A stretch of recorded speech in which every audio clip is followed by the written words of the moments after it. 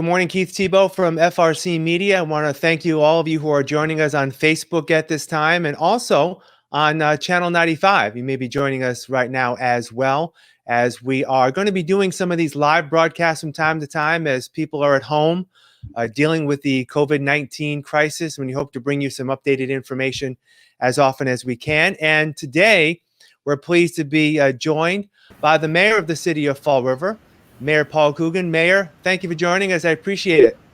Thank you, Keith.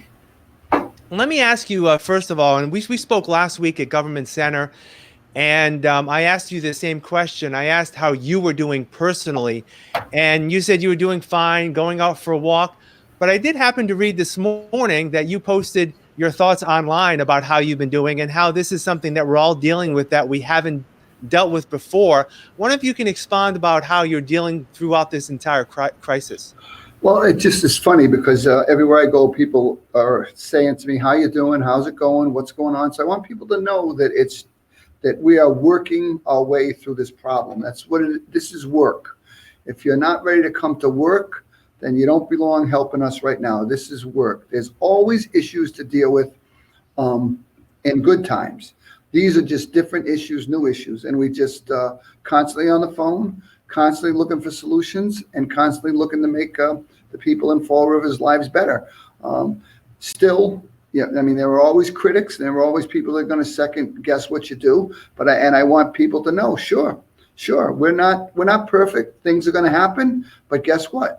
10 minutes later, we're going to go back to work on the next one, and we're going to try to fix that. And that's what we're doing. That's this morning we were at a food pantry, making sure food was going out for the weekend for people that need some additional support. And there was a number of volunteers there. We did our best to keep social distance, and that's just solving a problem of people needing something to eat. That's what we did today. We came back. We had a meeting with the hospitals.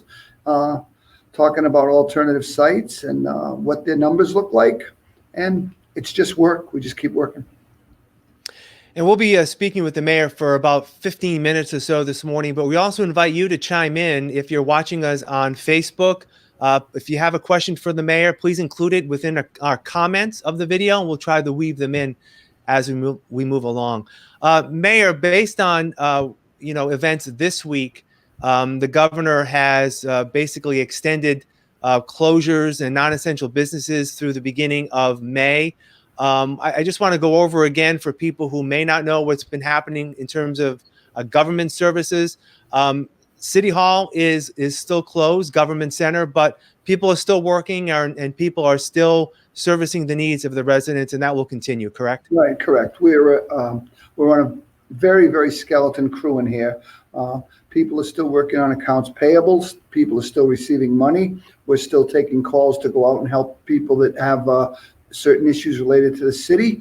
Matter of fact, yesterday it was nice. We got a call on a pothole. So we're trying to make sure we follow up on as many of the citizens' requests as we can, and telling them how to do everything in this online age and what they need to do. But people are here and people are working. I was just talking to our corporation counsel, and we're obviously trying to stagger people. So if there's two people in an office, one may work in the morning, one may work in the afternoon. They may not both come in the next day, but there are things we're doing to minimize traffic in the area to keep people safe. And that's how government has to function right now in this climate. It's regretful. We'd love to have a full staff in here whistling all cylinders, but that's not what we have right now. That's not the reality we're living in. And I know as of right now, it was announced this week, and actually part of it was announced late last week, that all senior centers are remaining closed until the beginning of May. Libraries, again, will be closed, physically closed to the beginning of May. Schools will continue to be done remotely, learning remotely. And I want to touch upon that. There was an article in the paper this week about how that's been working, and it appears, in speaking with Superintendent Matt Malone, that things have been moving as smoothly as possible. Yeah, I think the key word is smoothly as possible. I think obviously we all want students in a school interacting with their peer group, interacting with teachers and staff, but it's just not practical right now. So we had a school committee meeting the other night where we talked about the requirements for online learning, what we expect of our teachers, what we expect of our students and our parents. And that's being funneled out to everybody now so that we can hopefully increase the amount of learning time students are getting a day. It's a tremendous challenge. It's a tremendous challenge for Fall River, but we're doing the best we can. And I ended up talking to one of the principals the other day, and he goes in there once a week to make sure people that need assignments are getting them and make sure the work's going out. Again, we're making the best of a bad situation, but then again, everybody in the country is too, so we're just in the same train, all heading the same place. I don't want to get into the latest numbers because they change hourly, and I know that you've been updating on the Fall River, City of Fall River's website about numbers and how many people in Fall River are confirmed cases, and that'll change. People may see this, and the number, of course, will change, unfortunately.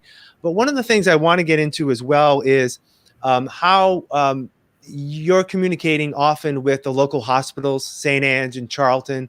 And you talked about this last week. They were at a press conference that you held. Are they still moving forward in terms of having enough supplies and dealing with the demand as far as you know? We had a 10 o'clock call today, Keith, with both St. Anne's and Charlton on the line. We go through a standard protocol almost. How many people are in the hospital? How many are serious? How many have gone home? They give us a straight blow by blow, hospital by hospital. They tell us what they have for gloves, masks, supplies, ventilators. We get an idea of where they are. They tell us in general terms sometimes, we're all set, we're fine, we're ready to go. That's what we get across the board. We do that 3 times a week. Again, we're always looking for the next meeting to tell us something that the city can do right now to step in and help, and we try to do that. The other day, one of the people who works with me down here was calling all the nursing homes. We got a couple of requests for masks. On my way home from work, I dropped them off myself, one at Sarah Brayton and some at the Jewish home. We're going to do whatever we can to make people's lives more comfortable during this crisis, and that goes with the hospital. People that are in the hospital, we gave them booties. Millstone Medical gave me 4 or 5 boxes of booties for nurses. I gave the hospital 400 of those the other day. So, and that's not just Paul Coogan. That's everyone in the city pitching in. You need a mask, I'll get it here. The hand sanitizer the other day, one of my old friends making it. But that's not just me. That's everywhere across the city. People are stepping up, knitting masks, making stuff, and that's what we're doing. And when we talk to the hospitals, we're asking them the same questions. What do you need, and what can we do? Granted, it's on a much larger scale, but they're looking anything we can do to support those hospitals. They're tremendous assets to our community, and we're going to keep it that way. I know last week you also announced the donation of those PPE supplies. Have you any update on how people have been coming forward in terms of donating things through that program last week? Well, I shouldn't comment on that. I don't know what's down there. We've, like I said, it's been really kind of a hectic week. I will follow up today. The woman in my office that's coordinating that is not in today. One of the other people are in. So I'll know next week where we stand on any donations we've received. But we are receiving donations. Clearview Manufacturing in the Industrial Park gave us 100 masks the other day, hand sanitizer, booties. We're getting stuff and we're getting it out. As soon as we get it, it's going out. And gloves, we do have a little bit of surplus of gloves. I donated some to the food pantry. But that's what we're doing. We're trying to make sure if we can get our hands on stuff, it's going into the right people's hands. How has public safety efforts been going forth? I know that there's some extra burden on our public safety officials, especially those who may be through our EMTs going into some of these homes where people, not sure whether they have symptoms or not. And speaking with the police chief and fire chief, how have they been handling the situations thus far? And I asked you this last week. Are people in general just behaving themselves? I think that's an accurate statement. I think it's much quieter in the city at night, obviously. There's nobody going out to restaurants or to have a drink or anything. So things settle down a little earlier. EMTs have a procedure where if they go to a house where there's a possible COVID patient, they go in geared up and they send one person in. They prepare the ambulance for a positive COVID. So every call, they're ready to isolate and take care of things. Our police, again, I went by there the other day and dropped off some hand sanitizer. I talked to the chief and both chiefs and the EMT director on the conference call I want to say once or twice a week also.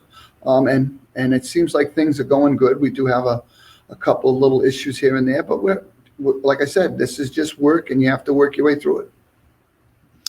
I want to share a comment that was sent us by Amanda. Amanda has a question about police presence specifically at the supermarkets. Apparently, sometimes there's some teens that are congregating. Her message is on the screen here about whether there can be some police presence at some of the supermarkets, that there are teens and groups congregating at times. Do you know if that's been an issue at all?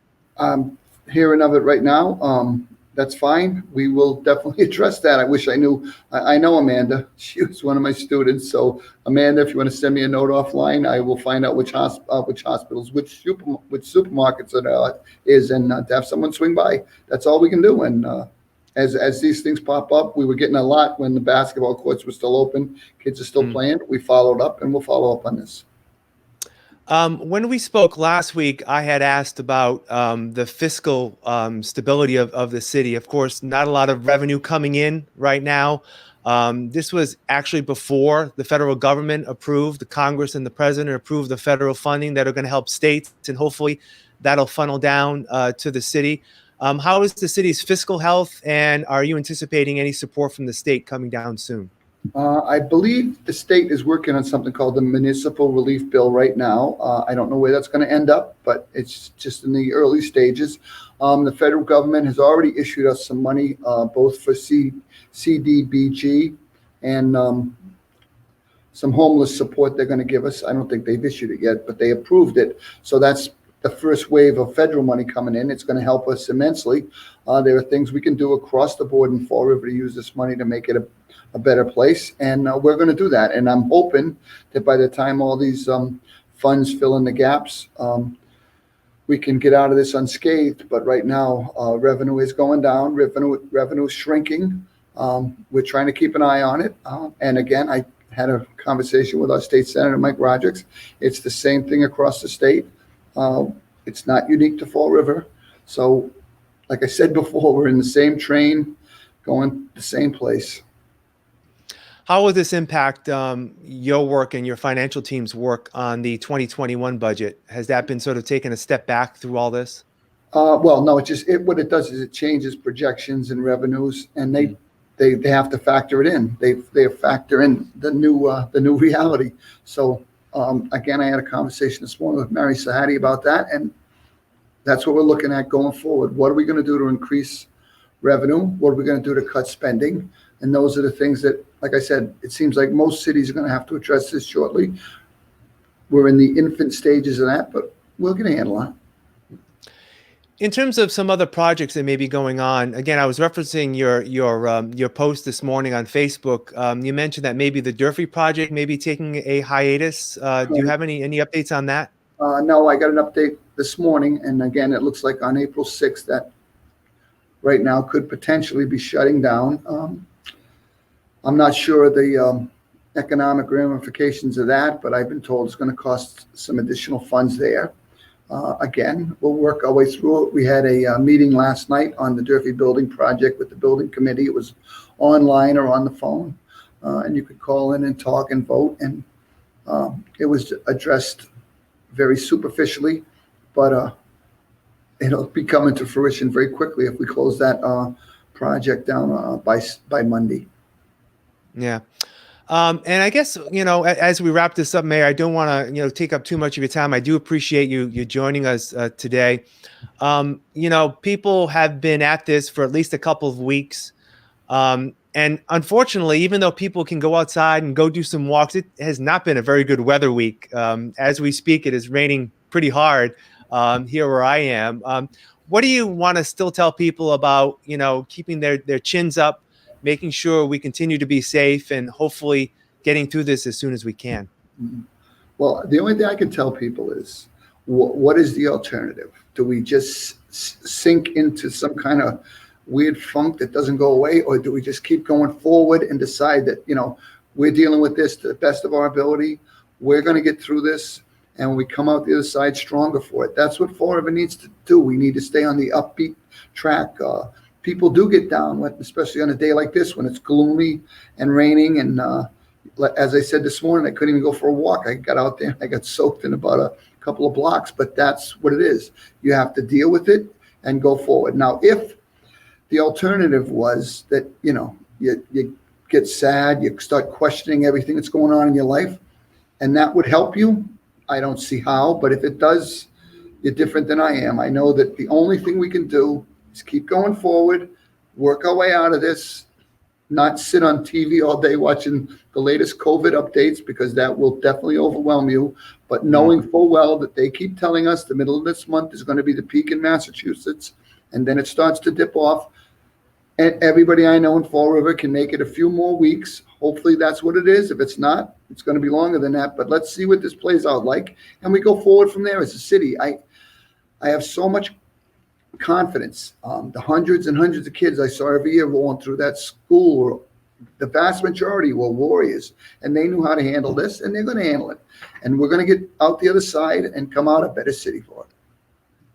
I just have one other quick question. Someone, Andy, on Facebook is asking about how the city is going about checking some of the elderly in our city, especially in some of the high rises. He mentions that those in Mitchell apartments, no one seems to be monitoring people, maybe to check on some of our elderly, especially if they get ill. Do you have any answers for that? I've been told that the housing authority has been monitoring the people in those houses. This was a conversation I had the other day with the director of the board, Lenny Aguiar, and he and I said that he said that there was a number of cleanings going on in those buildings every day, especially common touch areas, we call them, and that they were checking on the people. I know that our staff at the senior centers are calling some of their regular clients, asking them how they're doing, what do they need. It's the same as I said earlier when we were calling the nursing homes. I was told that that's what's going on in the housing authority, so I felt better knowing that someone's following up. We have managers in all those units. We have maintenance people, we have custodians, and those people develop relationships with those people. And I'm hoping that if something goes wrong or someone doesn't feel well, they talk to the right people. And if they need support, they're under the same guidelines as everyone else. Give us a call and we'll follow up. We have no problem going anywhere in the city on a minute's notice to help our residents. Well, Mayor, I want to thank you for your time.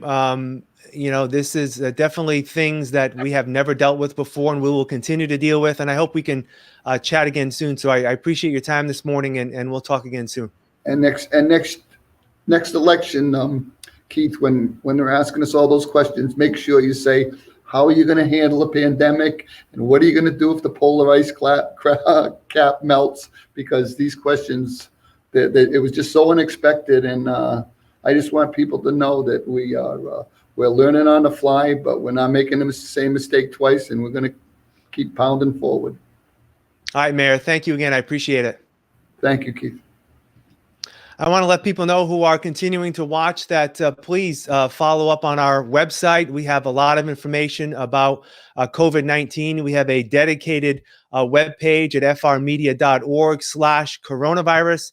Please join us there. There's links to news articles that have been coming out both on FRC Media and other news outlets. And we also have updated numbers in terms of our federal numbers, our state numbers, and our local numbers. Also, check out our website at frmedia.org to get information about some of our programs. And please feel free to reach out to us. So I want to thank you for joining us today, and we'll talk again soon. So have a great day, and we'll talk next week.